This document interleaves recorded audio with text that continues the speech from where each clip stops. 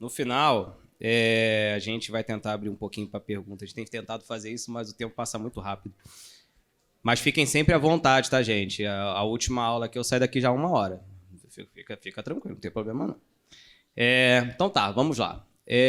Dando continuidade, então, à nossa reflexão sobre as festas, e aí surgiram algumas perguntas bem interessantes aqui no intervalo, depois eu vou compartilhar com vocês, mas com relação exatamente a propósito das festas, né? É sempre bom a gente ter em mente que essas festas eram festas que foram determinadas por Deus ali naquele momento em que o povo estava no Sinai, seriam implementadas mais tarde quando o povo estivesse no território, né? E a gente vai ver, por exemplo, mais um exemplo aqui, que é a festa das semanas, né? Que é o Pentecostes, porque estavam relacionadas ao quê? A colheita. Essas festas, elas tinham um propósito. A gente nunca pode esquecer que a palavra de Deus, ela tem um propósito. Tudo que a gente lê, a gente tem que tentar buscar esse propósito. Assim como as ofertas que a gente estudou tinham um propósito, né, que estavam não só na questão disciplinar, de educar o povo, do como ele se chegar a Deus, mas também no sentido profético, de revelar aquilo que era o plano de Deus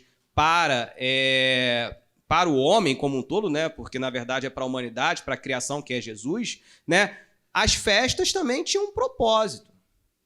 Por que eu estou falando isso? Porque hoje existem várias festas, não é verdade? Mas todas essas festas, mesmo festas que ocorrem dentro, às vezes, das igrejas, são bíblicas? Não.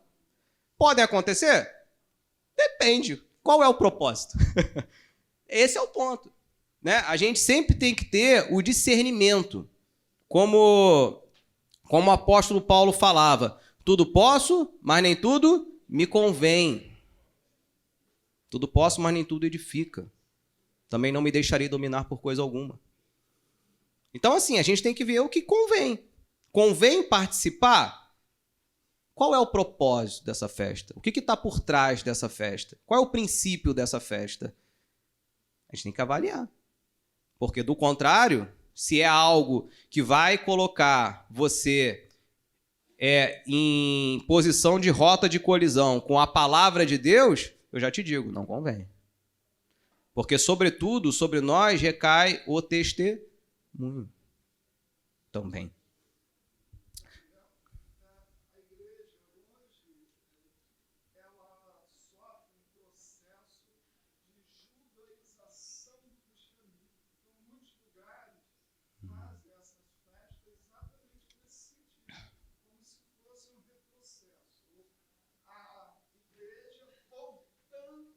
Uhum. Esse é o grande perigo que nós temos que atentar, nós que estamos estudando, para se não cometer esse erro.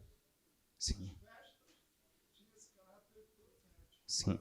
A igreja não tem que voltar a celebrar festas do Antigo Testamento. E ao perigo. Sim, exatamente. Por quê? Porque tudo já se cumpriu. Não faz sentido eu anunciar Cristo de novo. Por quê? Cristo já veio. Tudo já se cumpriu. Né? Senão, você na verdade, é como a questão da ceia. Né? A gente vai falar um pouco mais sobre isso. Se você participa da ceia, mas participa da ceia de forma irreverente, não levando em consideração aquilo que a ceia representa, você está sacrificando de novo a Cristo. Porque você está deixando de trazer isso de volta. A memória é um memorial, mas depois a gente vai falar sobre isso um pouco melhor. Só para corrigir um ponto que o pastor falou, né? Eu estava aqui, diminuir um pouco aqui a bênção, né? Porque no capítulo 12, versículo 37, na verdade, saíram do Egito 600 mil a pé só de homens, não foram 400, tá, gente? É muito mais. Né? Vamos botar quase 2 milhões de pessoas, né? Que se estima mais ou menos. Mas vamos voltar aqui para a questão, então, da nossa reflexão sobre as festas, né? A festa das semanas, o Pentecostes. Na época, né, de Jesus, a gente vai ler lá em Atos, né, 2, 1 a 4, a questão do dia de Pentecostes. Né? Quem estava lá no dia de Pentecostes? Os discípulos de Jesus. Né? E o que acontece no dia de Pentecostes? A descida do Espírito Santo. Então, o Pentecostes, na verdade, ele é uma festa que ele vai ter ali, já assim como a Páscoa, né, ela tem um duplo sentido, no sentido daquilo que representou, né, para o povo naquela época, né, e aquilo que representa para a igreja hoje. É uma festa que ela continua, né, não no sentido de festa em si, mas no sentido da sua representatividade, né, do princípio nela contido, aquilo que ela nos traz à memória. Vamos sempre botar isso na nossa mente, né? O importante não era a festa em si, mas aquilo que ela trazia à memória, tá? Não como comemoração em si, para hoje, né? Vamos pensar assim. Então, a época de Jesus era conhecida como Pentecostes, palavra grega que significa quinquagésimo, né? Já era celebrada 7 semanas, ou 50, 50 dias depois da Páscoa, não é 7 semanas. Esta festividade era celebrada em um único dia e marcava o fim da colheita, quando se ofereciam a Deus as primícias do sustento básico dos israelitas. Também era um dia de descanso. E o propósito, né, a gente lê lá em Deuteronômio 16, 9 e 12, 7 semanas contarás, quando a foice começar a seara. Entrarás a contar as 7 semanas, e celebrarás a festa das semanas ao Senhor teu Deus, com ofertas voluntárias da tua mão, segundo o Senhor teu Deus te houver abençoado. Alegrar-te-ás perante o Senhor teu Deus, tu e o teu filho, e a tua filha, o teu servo e a tua serva, e o levita que está dentro da tua cidade, e o estrangeiro, e o órfão e a viúva que estão no meio de ti. Lembrar-te-á de que foste servos no Egito. Então era um momento de comunhão, alegria e manifestação de gratidão pela provisão proporcionada pelo Senhor, né, no caso, ao seu povo. E com relação ao significado teológico, né, assim como a Páscoa recordava a Israel que Deus era o seu Redentor, Libertador, Salvador, na festa das semanas lembrava-se que o Senhor era também o sustentador, o doador de toda boa dádiva. Lembrava os israelitas de que o cuidado e o controle de Deus atingia todas as áreas da vida, não fazendo distinção entre o espiritual e o material. Isso é sempre bom a gente ter em mente, que Levítico ensina também, essa questão da esfera da vida como um todo, né? A questão, novamente, do princípio da santidade. Santidade não é algo simplesmente de um relacionamento nosso vertical com Deus. Ele precisa estar expresso também no nosso relacionamento onde a gente vive, né? E isso vai estar em todos os aspectos. Aqui você tem o povo, na verdade, manifestando o quê? Gratidão pelo quê? Pela provisão, pelo aquilo que Deus tinha dado ao seu povo. E uma coisa importante que a gente destaca aqui, né, é com relação a que nessa passagem em particular, abram lá em Levítico 23. –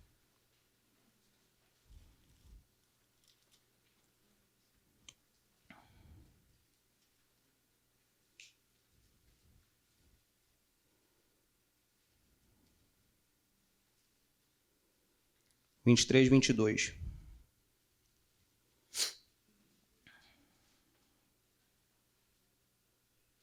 Quando cegardes a messe da vossa terra, não rebuscareis os cantos do vosso campo, nem colhereis as espigas caídas da vossa cega. Para o pobre e para o estrangeiro a deixareis. Eu sou o Senhor, vosso Deus. É interessante que aqui a gente tem, de novo, né, um princípio que está lá em Levítico 19 e 18. Qual é esse princípio? Amarás o teu próximo como a ti mesmo.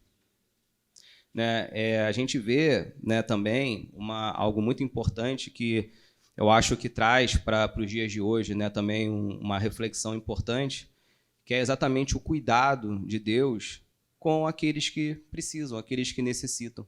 Né?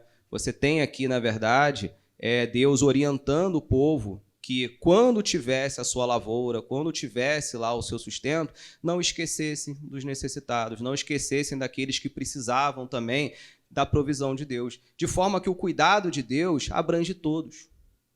Aquele que é abençoado, gente, nós somos abençoados para abençoar. Tem gente que acha que você é abençoado para viver regaladamente. Bom, é para acumular. Não, é para abençoar. Não é para você pegar tudo isso que Deus te dá, que poderíamos aqui também chamar de talentos, e guardar em um canto. Para quê? Será que não é isso também para frutificar, para honrar, para abençoar?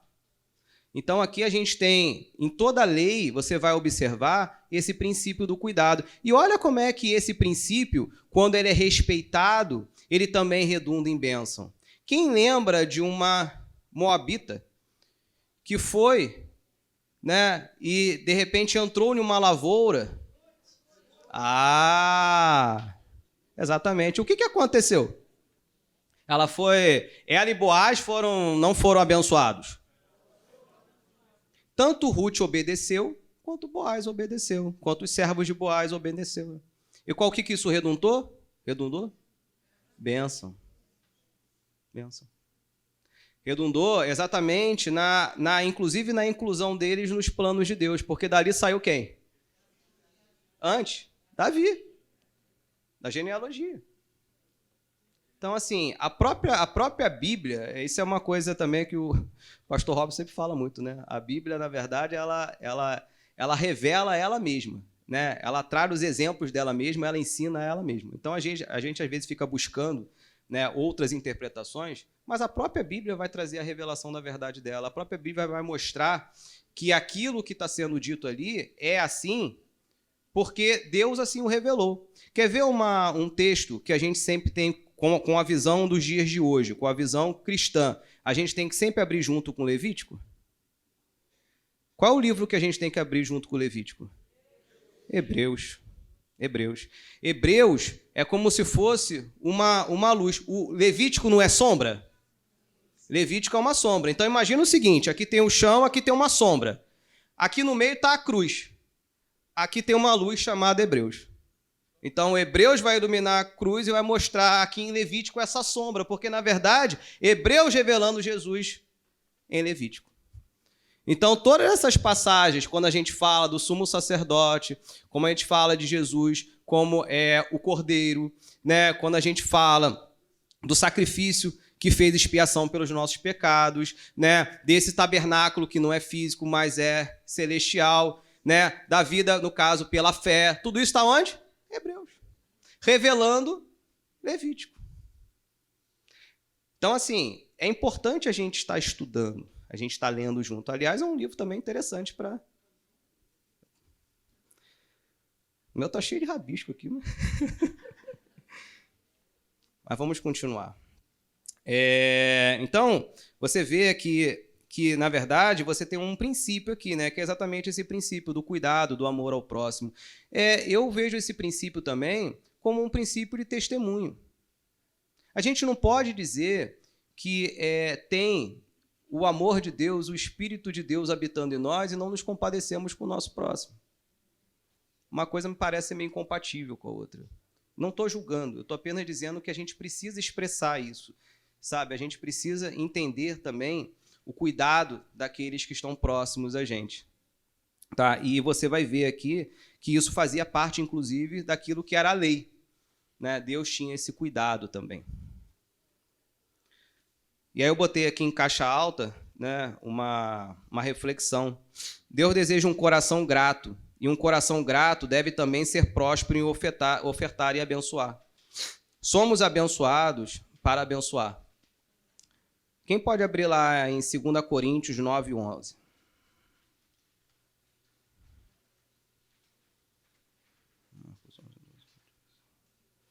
Segunda Coríntios 9, 11. Pode ler.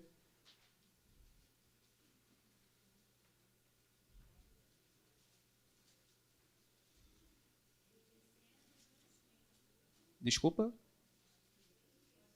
Pode?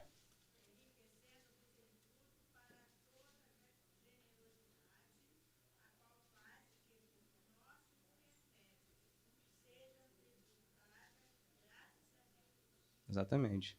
Pela nossa generosidade, também é dado o quê? Graças a Deus. Nós estamos o quê? Honrando a Deus, honrando o nome de Deus, honrando tudo aquilo que Deus tem feito na nossa vida. É interessante porque às vezes a gente, quando fala do conceito de adoração, a gente às vezes entende adoração simplesmente como um momento de estar aqui louvando. E adoração é muito mais do que isso. Adoração é honrar. Honrar a Deus, honrar tudo aquilo que Ele fez, fará e tem feito, né, na nossa vida, né, o amor dele por nós. E aqui isso precisa refletir no nosso dia a dia. Pode passar. Gente, eu vou correr um pouquinho que eu preciso chegar no ponto principal. Festa das trombetas. Foi. Então ela é celebrada no primeiro mês, né? Mês de Tizi. Na verdade, aqui é no sétimo mês, né? Aqui a gente já está no sétimo mês, estão lembrando, elas eram realizadas no primeiro mês e no sétimo mês. Então aqui a gente já está chegando no ponto auge das festas, né? Inclusive uma delas foi trabalhada na aula passada, né? Que é exatamente o dia da expiação. Novamente, né, uma festa que vai estar relacionada à parte agrícola, né, do povo, que estava relacionada, na verdade, ao sustento, porque Deus é quem estava dando aquele território ao povo, o sustento, então era uma forma do povo expressar isso diante de Deus e lembrar isso também. Com relação ao propósito, né, no período pós-exílico, a Torá, a Pentateuco, era geralmente lida em público. O clima era de celebração e regozijo. Naquele tempo, o sétimo mês também marcava o começo do ano civil judaico, de modo que, depois do exílio, a festa das trombetas era efetivamente também uma festa de ano novo. Até hoje é assim, né? Se vocês forem dar uma olhada, tem uns vídeos que explicam um pouco isso. O Israel tem algumas datas, por exemplo, ano novo não tem um só, né? Tem alguns, né? E isso vai estar relacionado muitas vezes a questões cíveis ou religiosas, né, dependendo do contexto.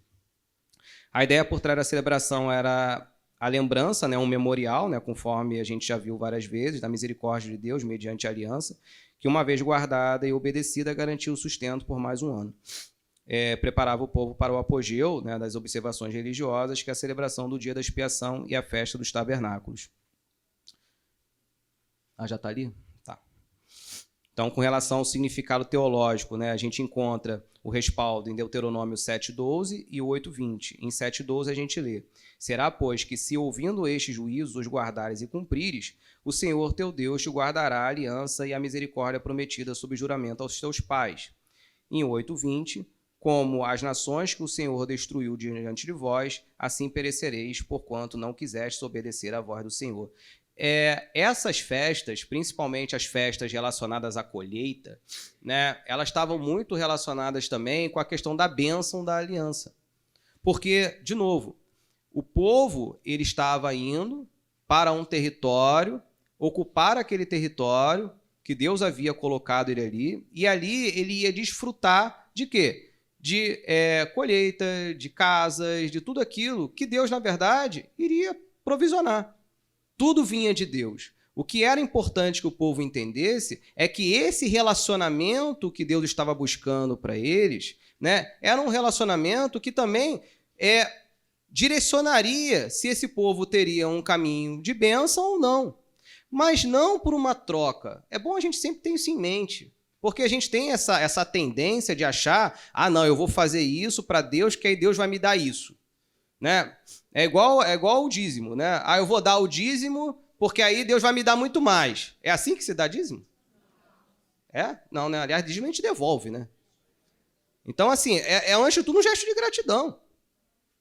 Então, assim, da mesma forma aqui, né, esse povo tinha que entender que se ele se desviasse dos caminhos do Senhor, o que esperaria ele lá era um caminho de condenação.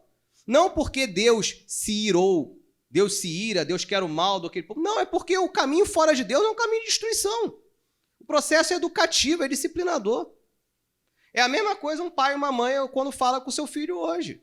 Você não ensina o seu filho que aquele caminho é errado porque assim você crê. Não, é porque aquele caminho é errado mesmo. Você sabe que o seu filho seguir naquele caminho, o que vai esperar ele é algo ruim. É porque, às vezes, na visão nossa, que é uma visão mais material, a gente não consegue compreender certas coisas, né? E acha que aquilo ali, na verdade, é assim porque é uma questão simplesmente de que foi uma escolha. Não, não foi. O caminho que está por trás daquilo ali, daquela bênção alcançada, na verdade, é porque ele está dentro de um plano maior, que é o plano de Deus. Então, toda essa provisão, todo esse cuidado vem de Deus. É Deus quem dá essa direção. Então a gente tem que ter em mente que Deus ele vai atuar muitas vezes nesse aspecto, como um pai, disciplinando, educando. E as leis e as ofertas e as festas já vão estar dentro desse mesmo contexto, que é um contexto disciplinador. O dia da expiação. Pode passar.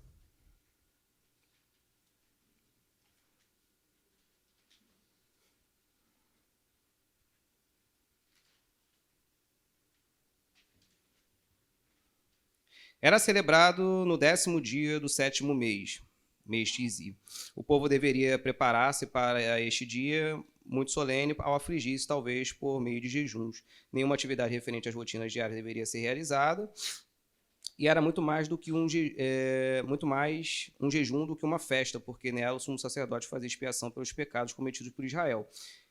Nesse aspecto, a gente já estudou bastante, né, na última aula, mas o dia da expiação ele era muito importante porque era um dia exatamente onde você tinha uma espécie de purificação de toda a habitação de Deus, né? De que Deus habitava no meio do povo.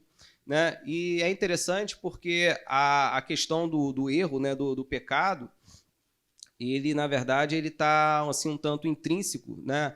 A natureza, né, caída do homem. Então, o que alguns comentaristas falam é que, por mais que você observasse, sempre alguma coisa acontecia, né? E foi o que a gente comentou, né, nas últimas aulas, o pecado, né, esse erro, ele vai permeando, né, ele vai caminhando como se fosse uma contaminação, né, ante a congregação, né? Então havia um momento em que Deus separava por ano, né, onde se fazia o que? A expiação do pecado do povo como um todo, né? Isso incluía o sacerdote, isso incluía o próprio templo, né, o local, era feito, na verdade, um processo de purificação, né, de remoção do pecado.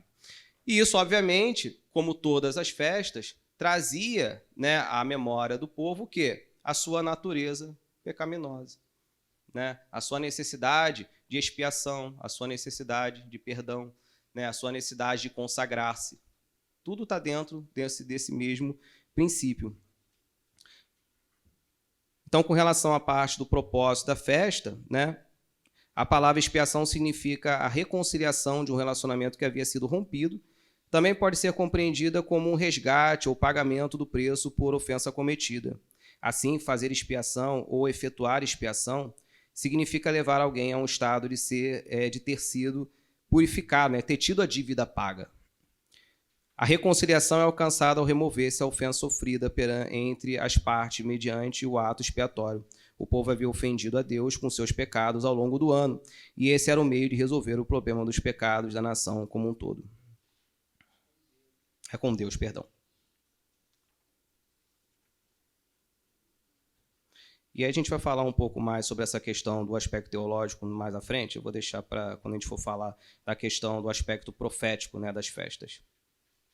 Mas a ideia por trás do dia da expiação era isso. Era você fazer, na verdade, uma expiação, ou seja, você fazer um pagamento, né, por esse pecado, uma remoção, né, uma reconciliação com Deus, melhor dizendo, né, por conta de todo o pecado que o povo havia cometido.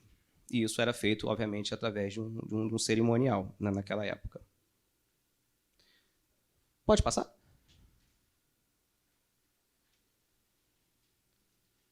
E, por último, a festa dos tabernáculos ou tendas.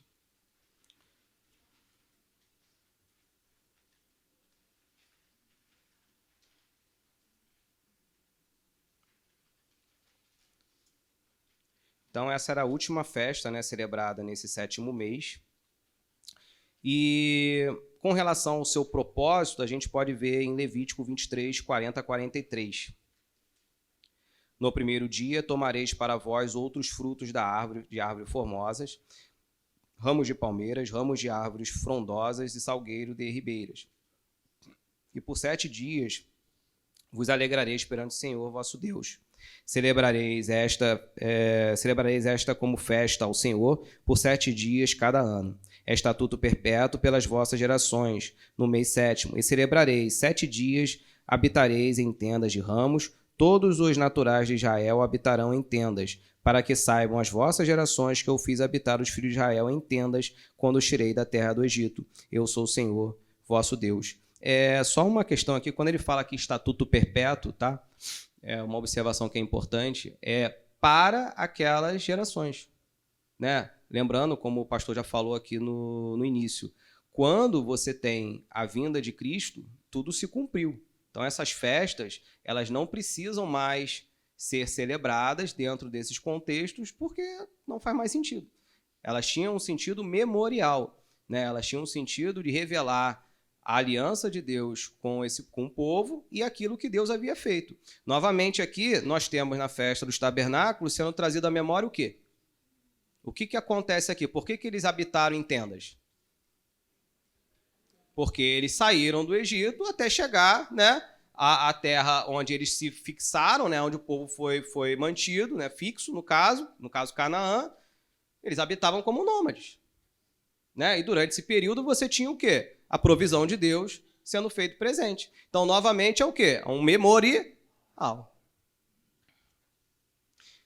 Celebrava o fim da época da colheita também, bem como lembrava a peregrinação de Israel no deserto após a saída do Egito. Página 15. A festa dos tabernáculos relembra o tema redentor da Páscoa, pois os israelitas deveriam viver em tendas a fim de que seus descendentes recordassem que o Senhor os fizera habitar em tendas e abrigos temporários quando os tirou da terra do Egito. Também era uma alerta para que os israelitas não se esquecessem do Senhor depois de terem comido e se fartado em Canaã. Isso é um ponto importante.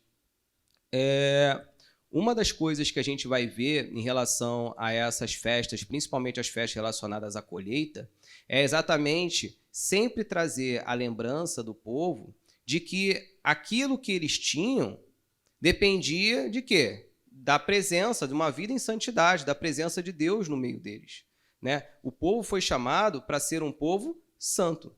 Tudo isso estava relacionado às bênçãos da aliança, né? E de forma que um caminhar próspero também dependia do quê? Da obediência que acompanhava o quê? A palavra de Deus, né? Então aqui, qual era o risco que o povo corria e aconteceu? De, uma vez próspero, achar que o quê? Tudo vinha dele. Começar a ser autossuficiente e começar a se afastar de Deus. E aí, o que traz à nossa memória? Quem aqui é aluno do SEAB?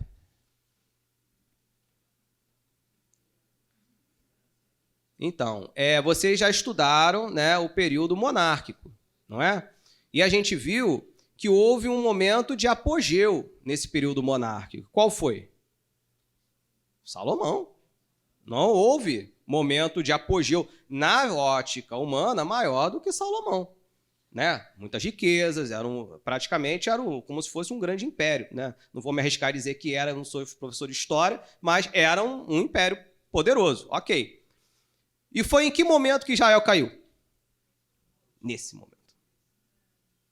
Nesse momento. Quando o homem se enche de vaidade e começa a achar que ele é senhor de si mesmo, que na verdade tudo que ele tem provém dele, já não é nem mais o tropeço, é o buraco. É o buraco. Ali a derrocada é certa. Porque ele perde completamente a perspectiva real das coisas.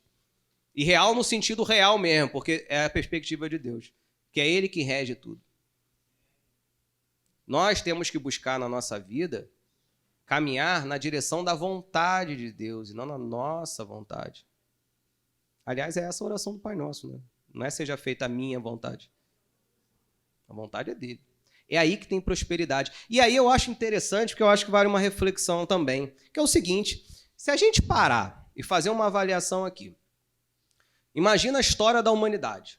E aí a gente vai parar lá, né, em Adão e Eva. Não tem como, né? A história da humanidade vai começar no início. Se eu perguntasse para vocês, considerando aquilo que vocês conhecem, qual foi o período mais próspero do ser humano? Como criatura. Qual foi?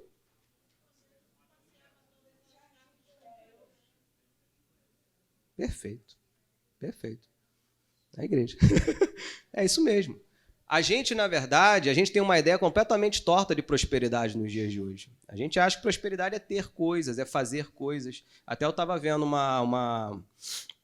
uma entrevista outro dia, né, de uma pessoa comentando sobre esse assunto, né, o perigo das redes sociais. Porque hoje as pessoas postam tudo lá, né? Mas só posta coisa boa, né? Tá todo mundo uma mil maravilha, né? Aquele negócio quase realidade contra aquilo perspectiva, né? Expectativa. Aí tá lá, todo mundo tá viajando, todo mundo tá lá nos melhores lugares do mundo, né? Ou comendo em bons restaurantes, todo mundo tá rindo. É uma maravilha, né? Só que assim, aquilo ali é real? Não. Só que o problema é que acaba acontecendo? A gente começa a achar que aquilo ali é que é a prosperidade.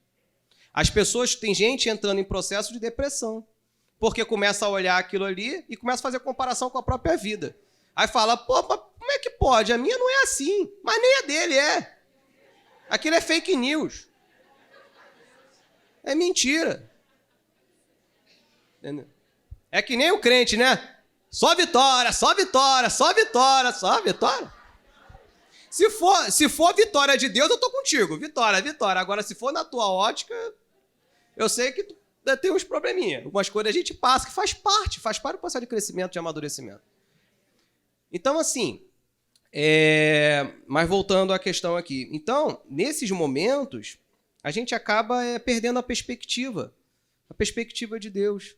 Né? Quando a gente olha para o Éden, a gente entende que ali foi o momento mais próspero, antes da queda, tá? Mais próspero. Por quê? Porque a gente estava perfeitamente dentro dos planos de Deus, tudo funcionava perfeitamente dentro dos planos de Deus. Adão saía, pegava o seu jet ski, entrava ali no lago. Não, né? Não tinha jet ski. Não tinha e não era fake news. Não tinha fake news. Então, assim, ali era o momento mais próspero e a gente entende que prosperidade era espiritual. A verdadeira prosperidade é espiritual. Quando Israel começa a olhar a prosperidade física, ele começa a observar aquilo que tira ele da perspectiva de Deus. Sabe qual é o problema que Deus sempre coloca de que não tereis outros deuses diante de mim? Não é porque Deus é soberbo, não. É porque Deus sabe que quando você estiver olhando para outra coisa, você não vai estar olhando para Ele. E quando você não estiver olhando para Ele, você vai estar no erro. E quando você estiver no erro, você vai cair, você vai sofrer. E Deus é amor. Deus quer o nosso bem. Deus quer a sua criação como Ele criou. De forma que a gente pode quase que dizer aqui, de uma conjectura, que todo esse processo, né, de purificação, de santificação, de salvação, é para tentar resgatar aquilo que se perdeu. O homem caminhava em comunhão com Deus, o homem falava com Deus, o homem estava ali, a natureza não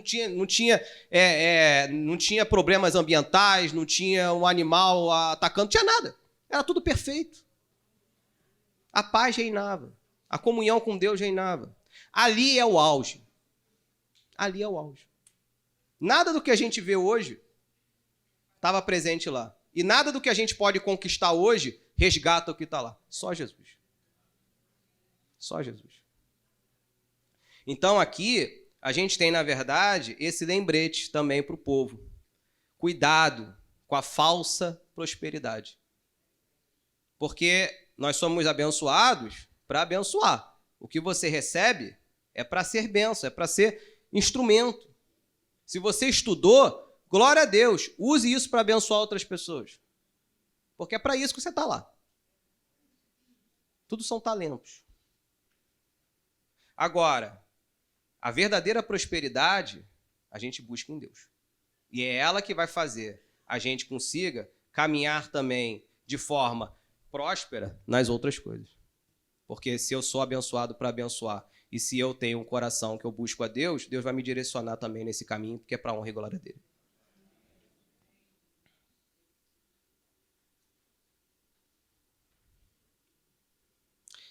Pode passar. E aí a gente vem, para aquele que é o nosso ponto principal. Como eu disse, tudo que a gente estudou aqui, até aqui, na verdade, era o sentido que a gente poderia dizer assim, educacional, né? Um sentido disciplinador, né, das festas, porque trazia, na verdade, a memória do povo, o que Deus fazia, tinha feito, fazia e faria por eles através da aliança, né? Eram manifestações dessa aliança que Deus havia feito com o povo. E aqui, gente, vocês estão perdidos? Página 15. Página 15 é as Santas Convocações e o Novo Testamento. Acharam? O texto base aqui, para a gente entender, ele está em Colossenses 2, 16 e 17. Ninguém, pois, vos julgue por causa da comida e bebida, ou de dia de festa, ou lua nova, ou sábados, porque tudo isso tem sido sombra das coisas que haviam de vir, porém o corpo é de Cristo. Tudo, na verdade, a gente vai ver, e como a gente viu para as ofertas, né? Ela, na verdade, fazia já uma prefiguração daquilo que seria a obra de Cristo, né? Se a gente for pegar aqui a festa da Páscoa, página 16. Eu botei aqui Páscoa e festa dos pães, porque, na verdade, é como eu falei, né? Muitas vezes elas eram até vistas como uma coisa só, porque era uma sequência, né? Elas eram comemoradas juntas. Como a gente viu, elas eram um memorial de quê? De redenção, né? Uma redenção feita por Deus com o povo, né? Uma libertação, né? Que Deus havia feito. E da mesma forma, né? Nós temos hoje a Páscoa como nossa redenção, mediante quem? A ressurreição de Cristo, né? O Senhor Jesus passou a sua última semana em Jerusalém por ocasião da celebração da Páscoa. A noite de sua prisão ocorre logo depois que ter celebrado a Páscoa com seus discípulos, né? Isso a gente vê em João 13:1. Foi em meio ao memorial da Páscoa que Jesus transformou o significado da Páscoa na ceia do Senhor. O pão e o vinho indicavam o corpo partido e o sangue derramado de Jesus, que foi o Cordeiro Pascal. Eu vou falar um pouco mais depois sobre a questão da ceia. Vou passar para festa das primícias. Mas aqui, na verdade, nós temos uma troca, né, de memorial, que a gente pode dizer, né, de um processo de libertação que foi do povo, né, do Egito, do cativeiro do Egito, para um processo de libertação que foi proporcionado por quem? Por Cristo na cruz, né? Uma libertação do quê? Do pecado, né? Uma libertação dessa condenação em Deus por conta do quê? Por conta do distanciamento, né? Dessa falta de comunhão, né, com Deus, essa reconciliação com Deus. A gente vai ver mais no último slide. Festa das primícias e festa das semanas, Pentecostes. Da mesma forma, nós temos o Pentecostes como o quê? Como memorial de provisão, né? Foi o pano de fundo para o evento de descida do Espírito Santo sobre os discípulos reunidos em Jerusalém. O Pentecostes celebra a teologia da provisão. Ele nos deu o Espírito Santo que reside na vida de cada pessoa que recebeu Cristo como seu Salvador. Cristo é a primícia da ressurreição. Abram lá em 1 Coríntios 3,16.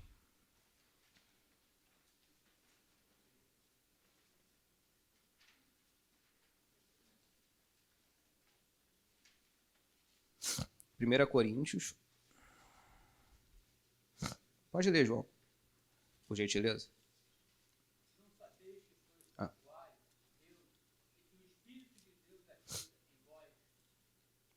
Amém. 6,19.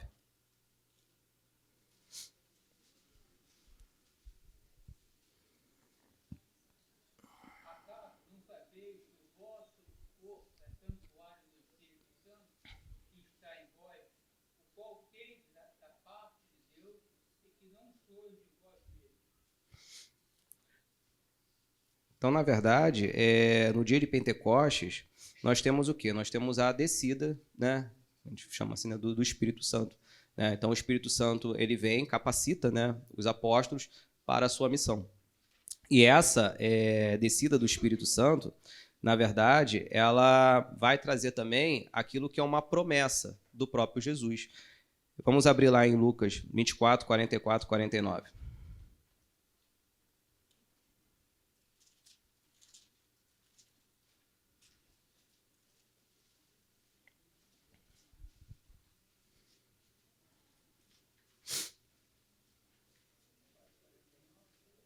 Lucas 24, 44 e 49.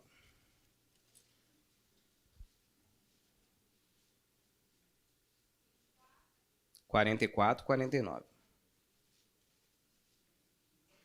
A seguir, Jesus lhe disse: São estas palavras que eu vos falei, entendo ainda convosco. Importava que cumprisse tudo que em mim está escrito, a lei de Moisés, os profetas e os salmos. 48, né? Uhum. Vós sois testemunhas dessas coisas. Não, então ele... Envio sobre vós a promessa do meu Pai. Permanecei, pois, na cidade, até que do alto sejais revestidos de poder. Deixa eu ler toda a passagem. Deixa eu dar uma lida aqui. Vamos lá. A seguir, Jesus lhes disse: São estas as palavras que vos falei. Estando ainda convosco, importa se cumprisse tudo o que de mim está escrito na lei de Moisés, nos profetas e nos salmos. Então, eles abriu o entendimento para compreenderem as escrituras. Ele disse: Assim está escrito que o Cristo havia de padecer e ressuscitar dentre os mortos no terceiro dia, e que em seu nome se pregasse arrependimento para a remissão de pecados, e todas as nações começando de Jerusalém. Vós sois testemunhas dessas coisas. Eis que envio sobre vós a promessa do meu Pai. Permanecei, pois, na cidade, até que do alto sejais revestidos de poder. E aqui remete, no caso, a Atos 2, 1, 4, que é exatamente a descida do Espírito Santo. Então, a gente tem, na verdade, no Pentecostes, né, como ele, na época ali dos hebreus, né, comemorava o quê? A provisão da colheita. Aqui nós temos a provisão também, que é a provisão de quem? Do Espírito Santo, né? Aquele que Jesus disse que ele ia, mas que enviaria esse Consolador, né? Esse que iria, inclusive, nos revelar, né, dos nossos erros, nos revelar do pecado e também nos revelar, né, no sentido da direção com o próprio Pai, né, da comunhão com Deus, no sentido de revelar a Cristo, né? A missão do Espírito Santo. A festa das trombetas, um memorial de esperança. A ideia principal para os dias de hoje, ao considerarmos a festa das trombetas, é a importância da preparação espiritual para a adoração. Não apenas preparamos para o culto, mas o próprio culto cristão semanal nos prepara para o futuro, a segunda vinda de Cristo. Então, na verdade, na festa das trombetas, né, você tinha ali um anúncio público, né, de um final de ano, né, esse ano civil, né, vamos colocar assim, né, onde se ali também, de uma certa forma, comemorava, né, o ano que passou e, de uma certa forma, consagrava também o ano que viria, né? Como se fosse uma festa de ano novo, né? Mas também anunciava a preparação, né? A preparação daquele ano que viria. E aqui, no caso, anuncia para a gente o quê? No sentido para os dias de hoje, né? A preparação dessa vinda futura de Cristo, né? Por isso que é um memorial de esperança, né? A gente tem que ter em mente que a nossa caminhada aqui não é uma caminhada que a gente olha só para agora. A gente tem que olhar para frente. Porque senão a gente perde aquilo que a gente precisa, que é a perseverança, né? A gente precisa ter em mente aquilo que Cristo preparou para a gente, né? Aquilo que Deus tem preparado para nós. Para que a gente possa ter também uma caminhada numa fé segura, firme, né? A fé, gente, ela precisa ser convicta. É interessante, abram lá em Hebreus 11, 1.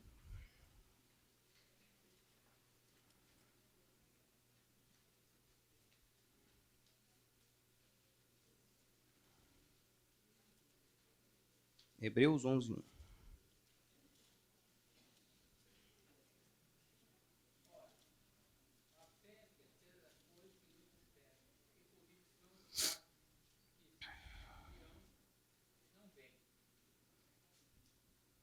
Exatamente.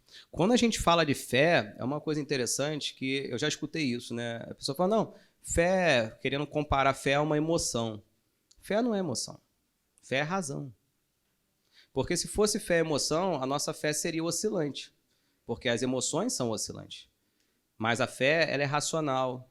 Ela é baseada em algo que você conhece. Ela é baseada em algo que você espera, ainda que aquilo ainda não tenha sido revelado, né? E o que a gente espera? O que a gente já sabe? O que nos é revelado? A salvação em Cristo. Não precisamos mais viver com medo da condenação do pecado. Por quê? Porque isso já foi resolvido em Cristo. O que nos espera agora é uma vida com Ele, em comunhão com o Pai. Então, na verdade, a nossa fé, ela é uma fé racional, ela está baseada nas Escrituras, é o que as Escrituras nos ensinam.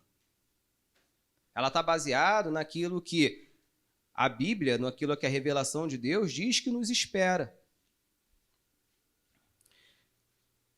Abram lá em Hebreus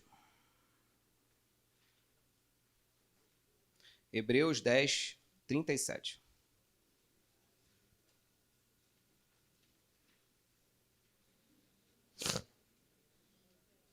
Eu poderia citar vários textos aqui, mas vamos citar alguns. Porque, ainda dentro de pouco tempo, aquele que vem virá, e não tardará. Quem vem? Jesus vai voltar. Essa é uma certeza que nós temos. Hebreus 10, 12 e 17. 10, do 12 ao 17.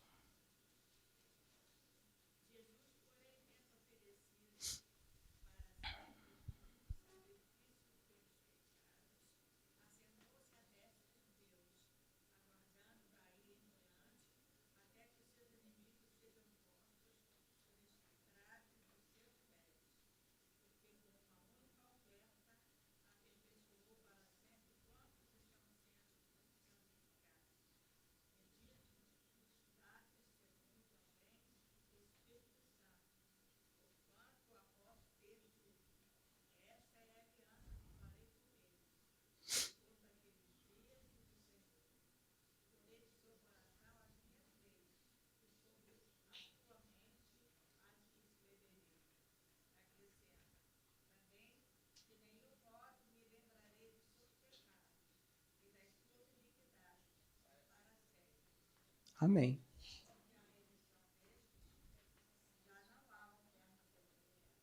Amém. Então aqui nós temos o quê? A revelação da obra de Deus. É essa certeza que nos faz caminhar. Por isso o justo viverá por fé. É a fé que nos conduz nesse caminho. É a fé que nos dá essa compreensão, né, daquilo que nos aguarda em Deus. E nos faz perseverar nessa caminhada. Porque a caminhada nesse mundo, às vezes, é dura. Né? Muitas vezes a gente está remando contra a maré. Mas a nossa maré verdadeira não é a desse mundo. É a de Deus, é a dos planos de Deus. E é nele que nós devemos estar firmes, aguardando aquilo que Ele tem reservado para cada um de nós, que é muito melhor do que qualquer coisa que nós tenhamos aqui.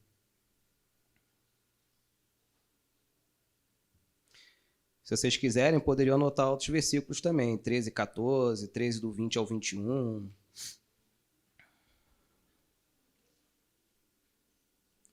O dia da expiação, o memorial de graça.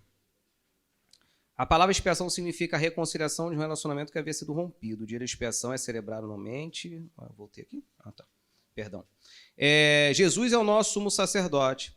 Sacerdote de superior aliança, mediante o seu sacrifício perfeito, entrou no Santo dos Santos, uma vez por todas, obtendo eterna redenção, salvação, reconciliação. Portanto, se o sangue de bodes e de touros e a cinza de uma novilha aspergidos sobre os contaminados santificam, quanto à purificação da carne, muito mais o sangue de Cristo, que pelo Espírito Eterno a si mesmo se ofereceu sem mácula a Deus, purificará a nossa consciência de obras mortas, para servirmos ao Deus vivo. Então, na verdade, nós temos aí um memorial de graça também, que foi o quê? A graça do próprio Jesus, que se ofereceu em sacrifício por cada um de nós. Né? Festa dos tabernáculos ou tenda, também poderíamos chamar de um memorial de perseverança. Deus supriu as necessidades do povo durante as provações daquele tempo, incluindo as provisões milagrosas de alimento, água e abrigo. É dever do crente se regozijar no Senhor, lembrando sempre da bondade de Deus que nos ajuda em nossa peregrinação.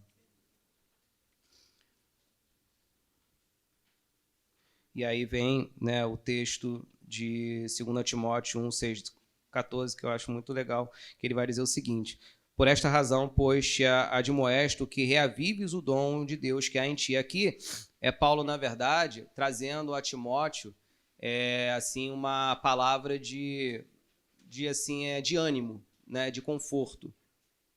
E ele vai dizer o seguinte: reavives o dom de Deus que há em ti, pela imposição das minhas mãos. Porque Deus não nos tem dado espírito de covardia, mas de poder e amor e de moderação. Não te envergonhes, portanto, do testemunho de nosso Senhor, nem do seu encarcerado, que sou eu. Aqui você tinha uma perseguição à igreja, né? Paulo estava preso. Pelo contrário, participa comigo dos sofrimentos a favor do Evangelho, segundo o poder de Deus que nos salvou e nos chamou com santa vocação. Não segundo as nossas obras, mas conforme a sua própria determinação e graça que nos foi dada em Cristo Jesus, antes dos tempos eternos e manifestada agora pelo aparecimento do nosso Senhor e Salvador Jesus Cristo, o qual não só destruiu a morte, como trouxe à luz a vida e a imortalidade mediante o Evangelho, para o qual eu fui designado pregador, apóstolo e mestre, e por isso estou sofrendo estas coisas. Todavia, não me envergonho, porque sei em quem tenho crido. É interessante, né? Por isso que eu gosto desse texto, porque você vê que Paulo aqui, no momento de sofrimento, né? Paulo estava preso, possivelmente não, dali ele seria morto, né? Ele está ali em plena consciência daquilo pelo qual ele estava passando. Ele sabia que o que ele estava passando era por conta da pregação do Evangelho, que era algo que era a missão dele, que ele coloca aqui: eu fui designado pregador, apóstolo e mestre. Então ele tinha plena convicção da sua missão, do seu objetivo, e tudo isso estava baseado em uma coisa, que é o que ele diz: porque sei em quem tenho crido. A convicção da fé. Às vezes nos falta uma fé convicta. Às vezes, se chegarem para você e perguntar qual o seu nome, você não vai ter dúvida nenhuma, vai assim, ó. E se falarem que não é, tu até briga. Agora, será que a gente tem a mesma convicção com a nossa fé? Eu estou dando um parâmetro de convicção. E é essa fé convicta que fazia com que Paulo, né, aqui dando um caso o exemplo do apóstolo, né, suportar todas essas dificuldades que ele passava e se manter firme no caminho do Evangelho, que é aquilo também que nós somos chamados a fazer. Eu não sei, né, o que cada um aqui passa, né, ou já passou, mas a gente tem que ter, mas tenhamos assim a certeza de que Deus está na direção, que Deus está no cuidado, e vamos olhar para Deus na nossa caminhada. Não vamos olhar as circunstâncias, olha para Deus. Tem gente às vezes se afasta da igreja por causa disso, porque se desentendeu com um, se desentendeu com o outro, mas gente, nós somos uma comunidade. Quem é que é perfeito? Levanta a mão. Que bom. Ninguém. Então, assim, a gente tem que olhar para Deus, olhar para a obra de Deus. E se você tem algo que você possa abençoar o seu irmão, abençoe. Uma palavra de amor. Amor. Tá? Então, assim, é um momento realmente assim que a gente precisa refletir e saber que na nossa vida a gente tem que estar olhando para Deus. E não nas circunstâncias, não nas coisas que nos cercam, né? E isso é que vai redundar nessa perseverança. E foi o exemplo aqui que Paulo quis dar. Hebreus 10, 35, 38 vai dizer: não abandoneis, portanto, a vossa confiança. Ela tem grande galardão.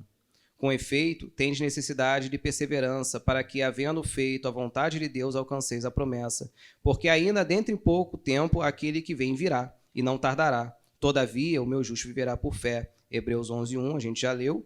Tiago 1, 27. A religião pura e sem mácula para com o nosso Deus e Pai é esta: visitar os órfãos e a viúva em sua tribulação e se guardar, se contaminá-la do mundo. O que ele está dizendo aqui? Quando ele fala visitar os órfãos e as viúvas nas suas tribulações, o que isso traz à nossa memória? Atitude, serviço, testemunho e a si mesmo guardar sem contaminá-la do mundo. Ou seja, uma caminhada em santidade, na presença de Deus, uma caminhada consagrada.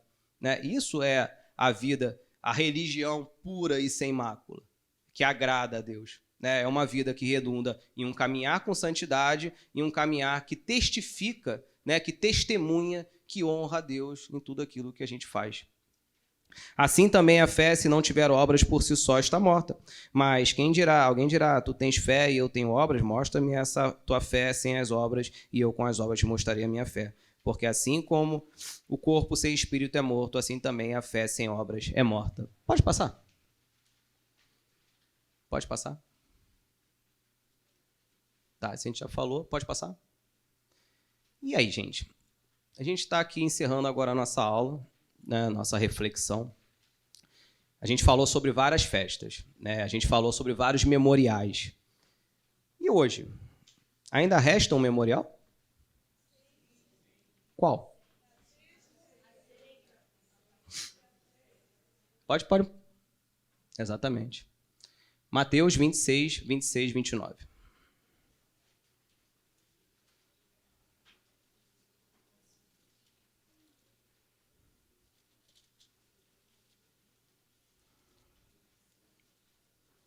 Eu vou ler para vocês. Todos acharam? Mateus 26, 26, 29.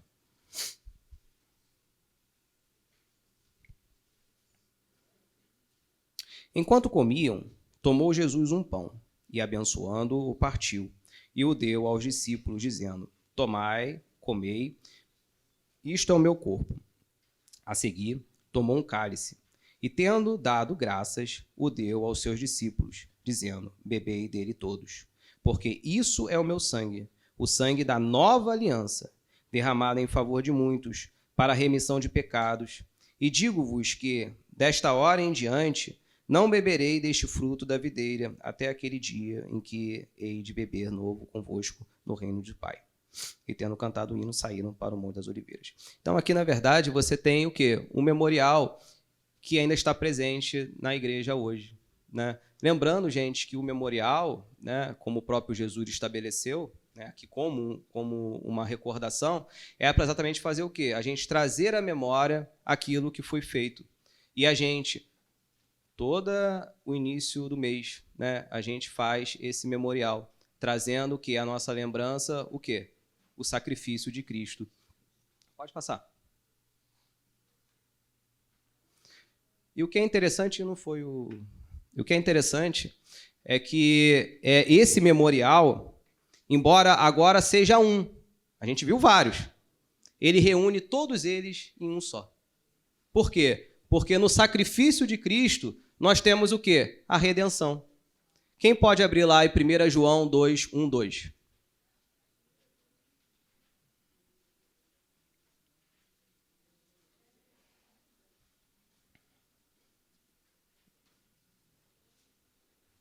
Primeira João 2, 1, 2.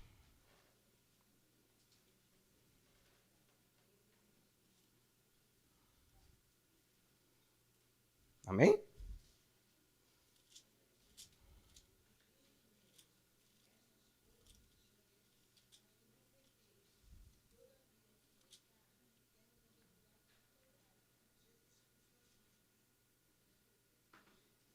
Amém. Ainda, se vocês forem abrir, pegar o texto de Hebreus 9. Acho que fica melhor.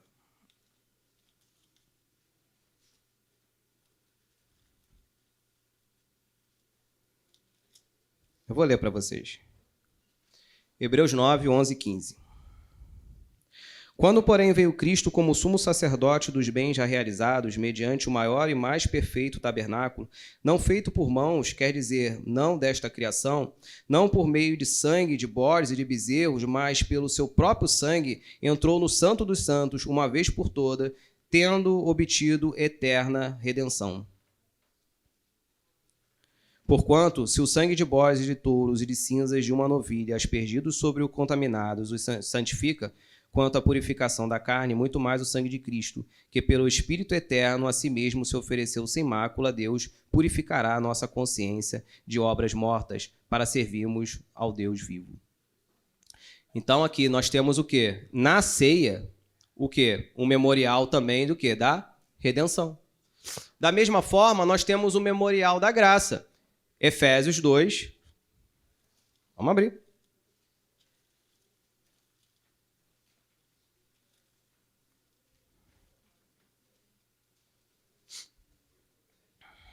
Efésios 2, 8 a 10. Eu vou ler para vocês. Porque pela graça sois salvos mediante a fé. e isto não vem de vós, é dom de Deus. Não de obras para que ninguém se glorie, pois somos feitura dele, criado em Cristo Jesus para as boas obras, as quais Deus de antemão preparou para que andássemos nela. Depois eu passo para vocês. Da mesma forma, nós temos na cruz um memorial da provisão. E aí a gente já falou sobre esse memorial. Quem é que foi encaminhado? O Espírito Santo. Nós temos, através da morte de Jesus, né, o quê? A vinda do Espírito Santo, aquele que viria, né, aquele que ele havia enviado, que ele falou que haveria de enviar. Né? E ele vai ser exatamente o penhor da nossa salvação. Por quê? Porque ele é essa garantia. É o Espírito Santo que é encaminhado. Então, na ceia, também celebramos o quê? A vinda do Espírito Santo. Então, também temos o quê? Um memorial de provisão. Da mesma forma, temos um memorial de perseverança, como nós já lemos, né, no texto de 2 Tiago 1, 6 a 14. Por quê? Porque mediante, né, esse sacrifício, né, de Jesus, nós temos o quê? A certeza da nossa salvação. E junto com isso, nós temos o quê? Um caminhar em perseverança. Abram lá, melhor abrir, vamos abrir lá, Hebreus 10, 35, 38. Hebreus 10, vamos contextualizar aqui. Hebreus 10, 35 a 38.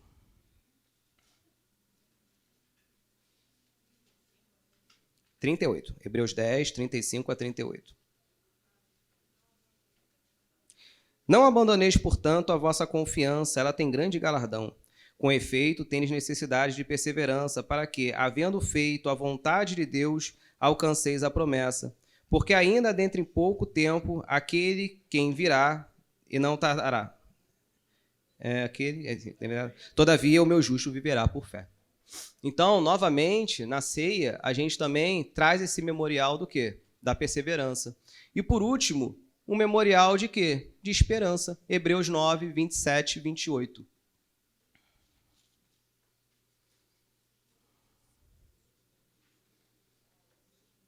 Hebreus 9, 27 e 28.